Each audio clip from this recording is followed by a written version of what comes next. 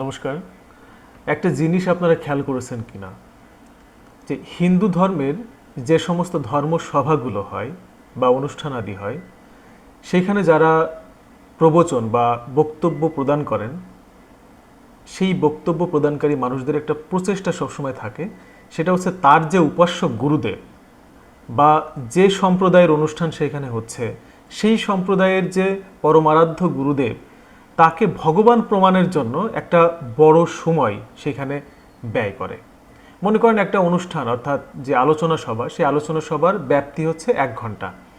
তো সেই 1 ঘন্টার মধ্যে তার গুরুদেব, তার উপাস্য যে আসলেই প্রকৃত ভগবান, পরম ব্রহ্ম, পরমেশ্বর, পরমাত্মা, সমস্ত দেবদেবীর যে উপরে, সমস্ত শাস্ত্রে তার গুণকীর্তন করা হচ্ছে এবং সবাইকেই সেই ভগবানকে উপাসনা করা উচিত, সবারই উচিত সেই ভগবানকে উপাসনা করা। এই বিষয়টা প্রমাণের জন্য, এই বিষয়টাকে এস্টাবলিশ করার জন্য, প্রতিষ্ঠা করার জন্য এই 1 ঘন্টার মধ্যে অন্ততপক্ষে 40 মিনিট 50 মিনিট সময় ব্যয় করে এবং সেখানে তার গুরুদেবের প্রশংসা, সেই অনুষ্ঠানের যারা আয়োজক থাকে তাদের গুরুদেবের প্রশংসা এবং সেই পরিমণ্ডল অর্থাৎ সেই সম্প্রদায় বা সেই মতদর্শের মানুষদের যে সমস্ত ব্যাপারগুলো সেইগুলো নিয়েই শুধুমাত্র আলোচনা হবে। এই যে সামগ্রিক হিন্দু ধর্ম এবং সামগ্রিক যে একটি জাতিসত্তা হিন্দু বা সনাতন ধর্মের যে এই বিশালত্ব, সেই সনাতন ধর্মের মূল বিষয়গুলো নিয়ে সেখানে খুব কম সময়েই আমরা আলোচনা হতে দেখি। আপনি যদি যান, একদম আমি যদি স্পষ্ট করে নাম বলি, আপনি যদি যান ইসকনের অনুষ্ঠানে, তো সেইখানে ইসকন যে অনুষ্ঠানগুলো করে সেখানে দেখবেন যে শ্রীল প্রভুপাদের, যে সবাই সম্মানিত ব্যক্তি, আমি সবাইকে সম্মান দিয়েই কথা বলছি, শ্রীল প্রভুপাদের গুণগান এবং সেখানে তারপরে পর্যায়ক্রমে আসে হচ্ছে মহাপ্রভু অর্থাৎ শ্রী চৈতন্যদেব, তারপরে আসে ভগবান শ্রীকৃষ্ণ, শ্রী রাধারানী, এই পর্যায়ক্রমে এই সমস্ত ইয়েগুলো চলে আসে। এর বাইরে তারা আসলে খুব বেশি একটা যেতে চায় না। তারপরে আমি যদি আরেকটু যাই রামকৃষ্ণ মিশনের দিকে যাই, রামকৃষ্ণ মিশনও তাই। রামকৃষ্ণ মিশন দেখবেন যে তাদের প্রধান প্রধান যে সমস্ত বড় বড় অনুষ্ঠানগুলো সেগুলো হচ্ছে রামকৃষ্ণদেবের জন্মোৎসব, তারপরে মৃত্যু দিবস, স্বামী বিবেকানন্দের জন্মোৎসব, মৃত্যু দিবস, মা শারদা দেবীর জন্মোৎসব, মৃত্যু দিবস, এই সমস্ত অনুষ্ঠানগুলো এবং সেই অনুষ্ঠানে আলোচনার যে বিষয়বস্তু থাকে ওই যে মহাপুরুষ কেন্দ্রিক, ওই ব্যক্তি কেন্দ্রিক, এবং যে তারাই যে ঠিক বা এই মহাপুরুষরাই যে ঠিক কথা বলে গেছে তাদেরই একমাত্র অনুসরণ করা উচিত, এই সমস্ত বিষয়গুলো এস্টাবলিশ করার জন্য কিন্তু সবচেয়ে বেশি সময় আমরা ব্যয় করে ফেলি। এবং এই যে আমাদের হিন্দু ধর্মের যে বিভিন্ন কুসংস্কার রয়েছে এবং আমাদের হিন্দুদের যে বিভিন্ন ধরনের সমস্যা রয়েছে, আমরা বাংলাদেশে নির্যাতিত, আমরা বিভিন্ন সময় বিভিন্ন ধরনের সমস্যার সম্মুখীন হচ্ছি, সেইগুলো সমাধানকল্পে কোনো ধরনের আলোচনা আপনি সেখানে পাবেন না।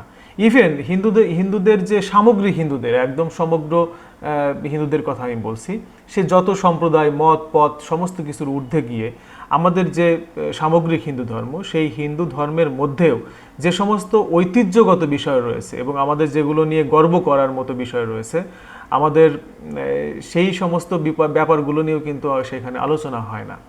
আমরা মানে হিন্দু হিসেবে গর্ববোধ করতে আমরা সেখানে কোনো শিক্ষা আমরা পাই না।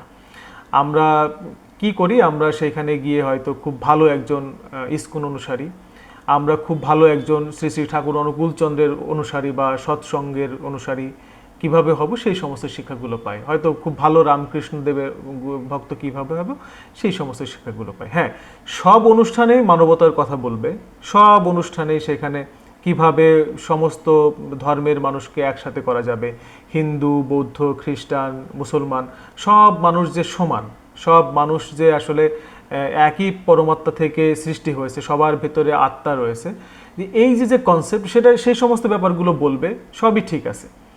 কিন্তু এই যখন এই মতদর্শের মানুষ, মনে করেন আমি অনুকূলচন্দ্রের অনুসারী বলছি, মাফ করবেন, আমি এটা না বলাই ভালো, তারপরে আমি অনুকূলচন্দ্র, আমি ওই প্রসঙ্গে গেলাম না, আমি গেলাম, মনে করেন যে আমি ধরলাম যে কি ধরবো, আমি ধরলাম যে এ নামের একটি অনুসারী, ইংরেজি অ্যালফাবেট এ নামের একটা অনুসারী আছে। সেই এ নামের অনুসারীরা যখন এবার বলছে তাদের অনুষ্ঠানগুলোতে যে সমস্ত ধর্মের মানুষকে ভালোবাসতে হবে, সমস্ত প্রাণীকে ভালোবাসতে হবে। এটা হিন্দু ধর্মের কনসেপ্ট, এটা এই কথাগুলো বলছে, এর বাইরে তো কথা বলার আসলে সুযোগ নেই। কিন্তু তারাই যখন আবার বি নামের একটি সম্প্রদায়ের কথা যখন বলতে যাচ্ছে বা সেটা যখন প্রসঙ্গ আসছে, তখন বলছে না, বি আসলে ঠিক কাজ করছে না, বি আসলে খুব ভালো হিন্দু না, বি আসলে তারা ভুল পথে চলে গেছে। তো এ সবচেয়ে ভালো, আমরাই ভালো, আমাদের পথে সবাইকে চলা উচিত, বি আসলে ভালো না, বির কাছে যাওয়া যাবে না, এবং বীর এইটা মন্দ ওইটা মন্দ, বিকে দেখতে পারি না, বীর যে সবচেয়ে গুরুদেব আছে সেই সর্বোচ্চ গুরুদেব, সে গুরুদেবের এই সমস্যা ছিল, এই গুরুদেব ওই যে প্রবর্তিত যে শাস্ত্রগুলো সেইগুলো, বি প্রবর্তিত যে শাস্ত্রগুলো সেইগুলো খারাপ, তাদের প্রসাদ খারাপ, তাদের এটা খারাপ, পোশাক খারাপ, সব কিছু তাদের খারাপ। দু একটা ভালো কথা বলতে পারে কিন্তু বেশিরভাগই আসলে খারাপ। কিন্তু আপনি যখন বলবেন যে আপনি তো একজন হিন্দু, তাহলে একজন ইসলাম ধর্মের মানুষকে আপনি কিভাবে দেখবেন বা ইসলাম ধর্মকে কিভাবে দেখেন? বলেন না, আমাদের শিক্ষা কিন্তু এটাই যে যে কোনো ধর্মের মানুষকে আসলে সমান চোখে দেখতে হবে এবং একজন একটা অন্য ধর্মকেও আসলে সমানভাবে শ্রদ্ধা করতে হবে। আমি একজন হিন্দু, ঠিক আছে, আমি একজন এ অনুসারী, আমি এ বলছি কারণ আমি ইসকন বা রামকৃষ্ণ মিশন বা সৎসঙ্গ বা ওই যে আরও রাম ঠাকুর, আমি এই সমস্ত যাচ্ছি না, কারণ কার সম্পর্কে কি একটা কথা বলে ফেলে সেটা কিন্তু আসলে একটু সমস্যার মধ্যে পড়ে যেতে হবে। তো আমি বলছি যে সামগ্রিক কথা বলছি যে এটা যখন যখন এটা বলতে যাবে যে আসলে সবাইকে শ্রদ্ধা করা উচিত, সবাইকে ভালোবাসা উচিত এবং বসুধৈব কুটুম্বকম, তারপরে সর্বং খল্লিদম ব্রহ্ম, এই সমস্ত কথা বলবে। কিন্তু যখনই সে বীর প্রসঙ্গ আসবে তখন বলবে যে, মানে বি বলতে বোঝেন যে হয়তো সেটাই অনুকূলচন্দ্র, রামকৃষ্ণ মিশন বা ইসকন বা গৌড়ীয় মঠ, তো তখন বলবে যে না, ওটা ঠিক না। এবং আমি এটাও দেখেছি যে একই বৈষ্ণব ধারার মানুষ, একই শ্রীকৃষ্ণের সাধক, চৈতন্যদেবের অনুসারী, হরে কৃষ্ণ মহামন্ত্র সবসময় জপ করছে, এক গুরুদেবের একজন শিষ্য সে আর এক গুরুদেবের শিষ্যকে সে দেখতে পাচ্ছে না। ইভেন ইসকন গৌড়ীয় মঠের মধ্যেও আমি এই জিনিসগুলো দেখেছি।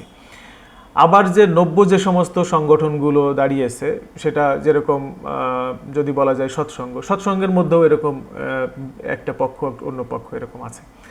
তো দেখবেন যে অমুক ভালো না তমুক ভালো না, নিজেদের মধ্যে এটা বলছে বা তারা ঠিক না, তাদেরকে হিংসা করছে, তাদেরকে অনেক সময় দেখবেন যে ইসকনের কামনা করে যে ইসকন আসলে ভালো কাজ করছে না। যদিও বাংলাদেশে ইসকন আসলে খুব অপ্রাসঙ্গিক হয়ে যাচ্ছে আস্তে আস্তে, ইসকনকে খুব মানে অপ্রাসঙ্গিক ঠিক বলবো না, অপ্রাসঙ্গিক বলাটা ভুল হবে, মানে ইসকনকে একটা খারাপভাবে উপস্থাপন করার চেষ্টা একটা বিশেষ ধর্মের মানুষ তারা করছে। এবং হিন্দুদের মধ্য থেকেও একটা গ্রুপ, যেহেতু তারা ইসকনকে ভালোবাসে না, একটা গ্রুপ আছে যারা ইসকন মানে ইসকনের বাইরে যে সমস্ত মানুষগুলো, সাধারণ মানুষের বাইরে যারা কঠোরভাবে একটা সম্প্রদায়কে রিপ্রেজেন্ট করে, সেই সমস্ত মানুষগুলো আসলে ইসকনের বিরুদ্ধেই কথা বলতে স্বাচ্ছন্দ্য বোধ করছে, যেন একটা ফ্লো তৈরি হয়েছে।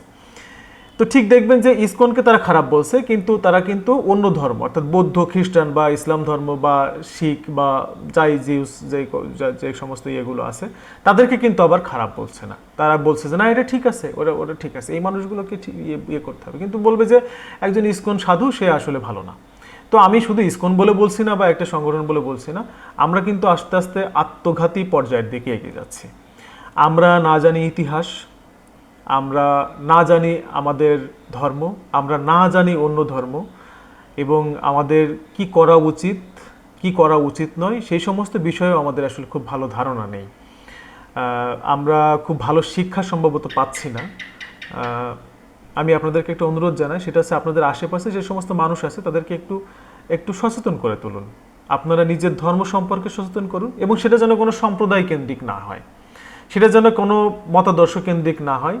মত একটাই, সেটা হচ্ছে হিন্দু ধর্ম, এবং সেটা হচ্ছে সনাতনের যে সমস্ত শাস্ত্রগুলো আছে, সমস্ত দেবদেবী, সমস্ত যে সমস্ত আমাদের পরিমণ্ডল, সবাইকে শ্রদ্ধা করতে শেখান। সে ব্যক্তিগতভাবে কোনো একটা সাধন পদ্ধতি সে মেনে চলুক, এতে কোনো সমস্যা নাই। সে ব্যক্তিগতভাবে একটা গুরুদেবের উপর আস্থা রাখুক, তাতে কোনো সমস্যা নাই। কিন্তু সে যেন সমস্ত মতপথের উপর শ্রদ্ধাশীল থাকে, সে সমস্ত ধর্মের প্রতিও শ্রদ্ধাশীল থাক, সে যেন কারোর ক্ষতি না চায়, সে যেন কারোর মন্দ না চায়। সে সনাতন ধর্মের যে মূল ধারা আছে যে সবার মধ্যে ঈশ্বর অবস্থান করছে, পৃথিবীর সমস্ত প্রাণী আসলে ঈশ্বরের এক একটা ক্ষুদ্রাতি ক্ষুদ্র অংশ। সুতরাং এই প্রাণীকে ভালোবাসলে ভগবানকে ভালোবাসা হয়, প্রকৃতিকে ভালোবাসলে ভগবানকে ভালোবাসা হয়।